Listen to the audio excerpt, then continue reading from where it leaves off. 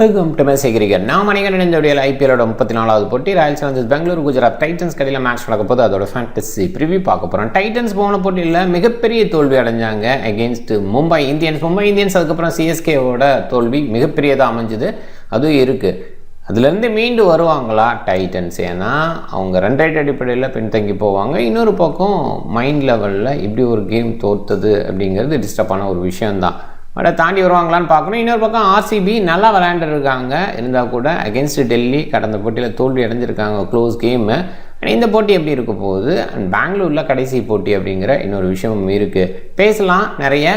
@MSC Cricket 11 அப்படின்னு search பண்ணி டெலகிராமில் ஜாயின் பண்ணிக்கோங்க. குழப்பம் இருந்ததுன்னா டாப் கமெண்ட் லிங்க் இருக்குது, கிளிக் பண்ணி ஜாயின் பண்ணிக்கோங்க. ஜம்போ அப் மணி வகையில் சேஃபு கண்டிப்பாக பயன்படுத்திங்க. RBI approved platform, bank account freeze கிடையாது, கஸ்டமர் சப்போர்ட் நல்லா இருக்குது, 100% லீகல் அண்ட் சேஃப் எக்ஸ்பீரியன்ஸை ஃபீல் பண்ணலாம். அண்ட் அந்த வகையில் சிறப்பு. ஜம்போ ஆப் இன்ஸ்டால் பண்ணலைன்னா டாப் கமெண்ட் லிங்க் இருக்குது, கிளிக் பண்ணி இன்ஸ்டால் பண்ணி என்னோடய ரெஃபரல் கூட பயன்படுத்த மறக்காதீங்க. சின்னசாமி ஸ்டேடியம் பெங்களூரில் தான் இந்த போட்டி. மழைக்கான வாய்ப்பில்லை. ஏப்ரல் 24 7:30 PM ஸ்டார்ட் ஆகுது. 106 போட்டியில் 44 பேட் ஃபஸ்ட்டு, 55 சேசிங் தான் preferable. Runs on the board வச்சா கண்டிப்பாக இங்கே நல்லா பண்ணலாம். அண்ட் பெங்களூர் ரீசெண்டாக இந்த பர்டிகுலர் கிரௌண்டில் நல்லா பண்ணியிருக்காங்க. ஓவராலாக ஹோம் அட்வான்டேஜ் அவ்வளோவா இல்லை அப்படின்னாலும் ரீசெண்டாக அவுட்புட் டீசெண்டாக கொடுத்துருக்காங்க. SRH இங்கே 287 அதிகபட்சம் அப்படின்னு அடிச்சிருக்காங்க. அண்ட் ஸ்பின்னுக்கு விக்கெட் ஓரளவுக்குனாலும் பேசர்ஸுக்கு விக்கெட்டு நல்லா இருந்திருக்கு. அண்ட் ஓவராலாக பார்க்கும்போது இந்த பர்டிகுலர் கிரவுண்டில் ஸ்கோரிங் அப்படிங்கிறது தான் ஹெவி. அண்ட் இன்னொரு பக்கம் ட்ராக்கை பொறுத்த வரைக்கும் பெல்ட்ரான நிறைய நேரங்களில் இருக்குது. அண்ட் பவுண்டரி டைமென்ஷன் சின்னதாக இருக்குனால நிறைய ஸ்கோர் எதிர்பார்த்து போகணும். 150 பிலோ 20 டைம்ஸ், 150 to 170 டைம், இதில் 34 முறை. And 180 above 47. அண்ட் இந்த 180 above அப்படிங்கிற அந்த ஒரு விஷயம் தான் எதிர்பார்ப்பு. அண்ட் 200+ வந்தால் ஆச்சரியப்படுறதுக்கு இல்லை. இந்த பர்டிகுலர் கிரவுண்டில் சுப்மன் கில் செஞ்சுரி அடிச்சிருக்கா, டிராவிஸ் ஹெட். ரீசன்ட் இயர்ஸில் இது நடந்த ஒரு விஷயம். அண்ட் விராட் கோலி சொல்லவே தேவையில்லை. இந்த பர்டிகுலர் கிரவுண்டில் கிங், அண்ட் ஓவராலாகவே கிங் அப்படின்னு தான் அவரை நம்ம கூப்பிட்றோம். ஸோ அந்த மாதிரி ஒரு சூப்பரான பிளேயர், டவுட்டே கிடையாது. அந்த ஐபிஎல்லில் தொடர்ந்து பெரிய பெரிய சக்ஸஸ் கொடுத்துக்கிட்டே இருக்கார். அண்ட் ரன் மெஷின் அப்படின்ற இடத்துலையும் இருக்கார். ரசிக் சலாம் ரீசெண்டாக அந்த விக்கெட்ஸ் எடுத்ததை பார்த்தோம். ஸோ அந்த நம்பர் தான் டாப் நம்பரை கடந்த 4 வருஷ ரேஞ்சில். முகமது சிராஜ் இந்த பர்டிகுலர் கிரவுண்டில் பெருசாக பண்ணியிருக்கார். இதுக்கு முன்னாடி ஆர்சிபிக்காக பண்ணார். இப்போ ஆர்சிபிக்கு அகேன்ஸ்டாக என்ன பண்ணுவார் அப்படின்னு பார்க்கணும். புவனேஸ்வர் குமார் இடத்துல நல்லா பண்ணியிருக்கார்.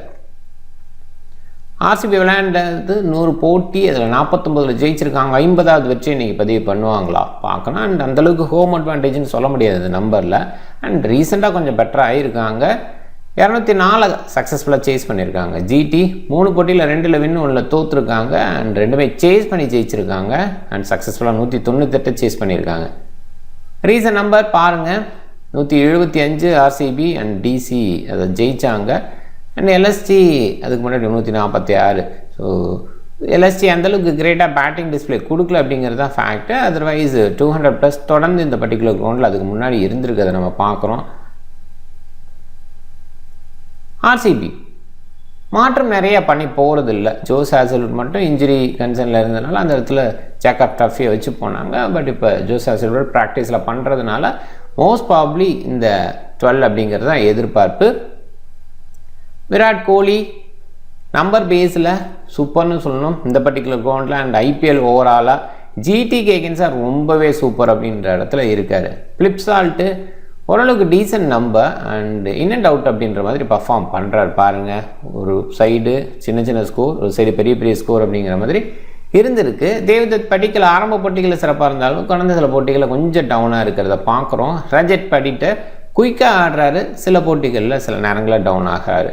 டிம் டேவிட்டோட அந்த ஃபினிஷிங் சூப்பராக இருந்துக்கிட்டு இருக்குது, தொடர்ந்து அதை கொடுக்குறாரு. ஜிதேஷ் சர்மாவும் அந்த குயிக் இன்னிங்ஸை கொடுக்குறாரு. அண்ட் ரமாரியா செப்பர்ட் சில நேரங்களில் ஹேண்டியாக பேட்டிங்கில், சில நேரங்களில் ஹேண்டியாக பவுலிங்கில். பட் பவுலிங்கில் நிறைய ரன்ஸ் கொடுக்குறாருங்கிற fact. Krunal Pandya medium pace ரேஞ்சுக்கு பவுல் பண்ணிகிட்ருக்காரு, நல்லா பவுன்ஸ் கொடுக்குறாரு. அண்ட் ஸ்பின் பேஸில் டீசெண்டான பவுலர், கொஞ்சம் பிரில்லியன்ட் திங்கிங் இருக்குது அவர்கிட்ட. ரசிக் சலாம் விக்கெட் டேக்கிங் பவுலர், போன போட்டியில் கொஞ்சம் ரன்ஸுக்கு போனார். அதர்வைஸ் நல்ல விக்கெட் டேக்கிங் பவுலர், டவுட்டே இல்லை.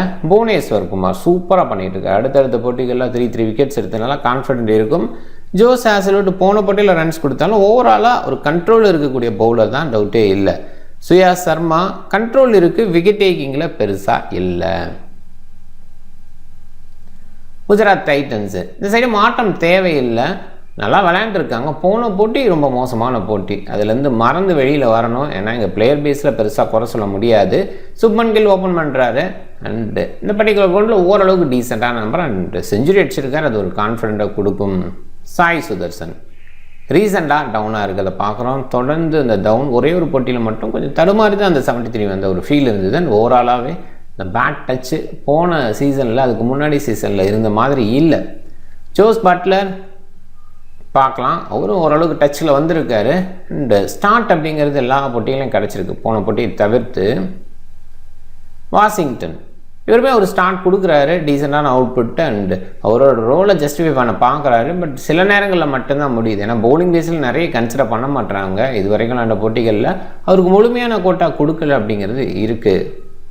கிளென் பிலிப்ஸு ஸோ இவர் அந்தளவுக்கு கிரேட்டாக இல்லை. ஐபிஎல்னால் அவரோட நம்பர் அவ்வளோ இல்லை அப்படின்னு தான் இருக்குது. அது தொடர்ந்துட்டுருக்கு இந்த சீசன்லேயும். அண்ட் ஃபீல்டிங் பேஸில் சூப்பராக பண்ணுறாரு அப்படின்னா கூட அந்தளவுக்கு அவுட்புட் பேட்டிங்கில் இல்லை. ராகுல் டெவாட்டியா ஓகே, ஆனால் இவரெல்லாம் நிறைய அடி வாங்கியிருக்காரு. காரணம் இம்பேக்ட் சப் அப்படின்னு சொல்லணும். ஒரு பவுலிங் பேஸில் நல்லா இருக்கும்போது பேட்டிங் பேஸில் நல்லா இருந்திருக்காரு. இப்போ இம்பேக்ட் சப் வந்ததுக்கப்புறம் சில நேரங்களில் மட்டும்தான் சைன் பண்ண முடிஞ்சிருக்கு. ரொம்ப லேட்டாக வரதும் ஒரு மைனஸ் தான். ஷாருக் கான் ஃபினிஷ் பண்ணி கொடுக்குறாரு அந்த பேஸில். அண்ட் நிறைய நேரங்கள் இம்பாக்ட் சப் பேஸில் வெளியில் உட்கார வச்சுருக்காங்க. அண்ட் ரஷீத் கானை பொறுத்த வரைக்கும் சூப்பர் பவுலிங் கொடுக்குறாரு. கண்ட்ரோல் இருக்குது, பட் ஸ்டில் விக்கெட் அப்படிங்கிறது தான் நமக்கு தேவை. அது கொஞ்சம் குறைவாக இருக்கும்னு தோணுது. ஒரு போட்டியில் இந்த சீசனில் 3 விக்கெட் எடுத்திருக்காரு. அண்ட் அது கண்டினியூ ஆகும்னு நினைக்கிற இடத்துல அடுத்தடுத்து பார்க்கும்போது விக்கெட் குறைவாக எடுக்கிறாரு அப்படிங்கிறது தான். சில நேரத்தில் விக்கெட்லெஸ்ஸாகவும் போகிறாரு. ரபாடா நிறைய ரன்ஸ் கொடுத்து விக்கெட் எடுக்கக்கூடிய பவுலராக இப்போ இருக்கார். ஸோ கடந்த 2 போட்டியில் அந்த கண்ட்ரோல் இருக்குது. அது பார்ப்போம், அது தொடருமா, அந்த கான்ஃபிடென்ட் தொடருமா. ஏன்னா ரபாடா மாதிரி பவுலர்ஸ் எளியா விக்கெட் எடுக்காமல் இருந்தால் அது மைனஸாக இருக்கும். பட் விக்கெட் எடுக்க ஆரம்பிச்சிட்டா பெரிய அளவில் கண்டினியூவாக எடுத்துகிட்டு இருப்பாங்க. அதுதான் ரபாடா, அதுதான் அடுத்தடுத்து பார்க்குறோம். அசோக் சர்மா இந்த சீசனோட அதிகபட்ச பேஸ் அப்படிங்கிறது இவர்கிட்ட இருக்குது. ஸோ அந்த மாதிரி ஒரு சூப்பர் பேஸ் பவுலர் அண்டு ஓரளவு கண்ட்ரோல் இருக்குது. ஏன்னா லென்த்தை கரெக்டாக வைக்கிறது பேஸ் பவுலர்ஸுக்கு அவ்வளோ ஈஸி கிடையாது. அதில் எக்ஸ்ட்ரா பேஸ் வீசும்போது அவ்வளோ ஈஸி கிடையாது. அந்த கண்ட்ரோல் அவர்கிட்ட இருக்குது. பட் ஸ்டில் எக்ஸ்ட்ரா பேஸ்னால சில நேரங்களில் அடி வாங்குறாரு, அதையுமே பார்க்கணும். சிராஜோட பவுலிங் டீசெண்டாக இருக்குது. இனிஷியலாக 3 overs அப்படிங்கிற மாதிரி தொடர்ந்து கொடுக்குறாங்க. அண்ட் எண்டில் ஒரு ஓவர் வச்சுக்கிறாங்க. இது தொடர்ந்து பார்க்குறோம். பிரசித் கிருஷ்ணா மிடில் ஓவரில் கலக்கிறார். பட் ஒரு சில நேரங்களில் ரன்ஸ் ஹெவியாக போகிற ஃபீல் இருக்குது. ஒரு இடத்துல 54 எடுத்து கொடுத்துருக்காரு, ரீசெண்டாகவே 52 கொடுத்துருக்காரு. சில நேரங்களில் 24 கொடுத்து 4 விக்கெட்டு, 32 கொடுத்து 1 விக்கெட்டு. ஸோ ட்ராக் பேஸில் இந்த ஒரு விஷயம் பார்க்குறோம். பட் ஸ்டில் நல்லா பவுலிங் கொடுக்குறாரு. எல்லா போட்டிகளும் விக்கெட் எடுக்கிறாரு அப்படின்ற பாசிட்டிவாக எடுத்துக்கலாம். 2 டீமை கம்பேர் பண்ணும்போது டாப் 3ல் சாய் சுதர்சன் ஃபார்மில் கொஞ்சம் டவுனாக இருக்கார். இங்கே தேவ்தத் படிக்கலை சொல்லலாம். Phil Salt wicket keeper and Jos Buttler wicket keeper. Wicket keeping பண்ணுற இடத்துல பிளிப்சால்ட் பண்ணுறது இல்லை. ஜோஸ் பட்லர்கிட்ட இருக்கிற கன்சிஸ்டன்சி பேஸில் பிளிப்சால்ட் அந்த கன்சிஸ்டன்சி கொடுக்கல. பட் ஸ்டில் 2 பேருமே big innings player. Shubman Gill and Virat கோலியை ஓரளவுக்கு ஈக்குவல் வச்சு பார்க்கலாம். பட் ஸ்டில் அந்த இடத்துல ஆர்சிபி அண்ட் பெங்களூர் கிரவுண்ட் அப்படின்ற இடத்துல விராட் கோலிக்கு கொஞ்சம் அட்வான்டேஜ். அண்ட் ஓவராலாக பார்க்கும்போது டாப் 3 வெரி மச் ஈக்குவல் அப்படின்னு நான் பார்க்குறேன். ரஜத் படிட்டர், வாஷிங்டன் சுந்தர்னு பார்க்கும்போது படிட்டர் கொஞ்சம் பெட்டராக அவுட்புட் கொடுக்க முடியும். வாசி அந்த இடத்துல பவுலிங் பேஸில் ஒரு சின்னதாக கொடுக்குறாரு. இருந்தால் கூட நம்ம டீம் பேஸில் யோசிக்கும் போது படிட்டர் கொஞ்சம் பெட்டர். அண்டு ஃபேண்டசி பேஸில் வேணால் வாஷிங்டன் கொஞ்சம் எட்ஜில் வரலாம். And Phillips Tim David 2 overseas இதில் கம்பேர் பண்ணும்போது டிம் டேவிட் பெட்டராக இருக்கார், பெட்டர் டச்சில் இருக்கார். இந்த பர்டிகுலர் ஒன்லி நல்லா இருக்கார். ஜிதேஷ் சர்மா அண்டு ராகுல் டெவாட்டியா இந்த மாதிரி பார்க்கும்போது 2 பேருமே டொமஸ்டிக் பிளேயர்ஸ், நல்லா ஹார்ட் ஹிட்டர்ஸு, கொஞ்சம் ஈக்குவல் ஷோ பார்க்கலாம். Romario Shepherd, Shahrukh Khan 2 power hitters. Spin பேஸில் ஸ்ட்ராங் ஹிட்டு ஷாருக் கானுக்கு இருக்குது, பேஸ் பேஸில் ஸ்ட்ராங் ஹிட்டு ரொமாரியோ செப்பர்ட்டு இருக்குது. ஸோ இந்த மாதிரி பார்க்கும்போதும் ஓரளவுக்கு ஈக்குவல். ரொமாரியோ செப்பர்ட் பவுல் பண்ண ஃபாஸ்ட் பவுலிங் தேவைப்பட்ட அந்த இடத்துல. குணல் பாண்டியா டெஃபினட்டாக கொஞ்சம் ப்ரில்லியண்ட்டாக இருக்கார், விக்கெட் டேக்கிங்கில் இருக்கார்.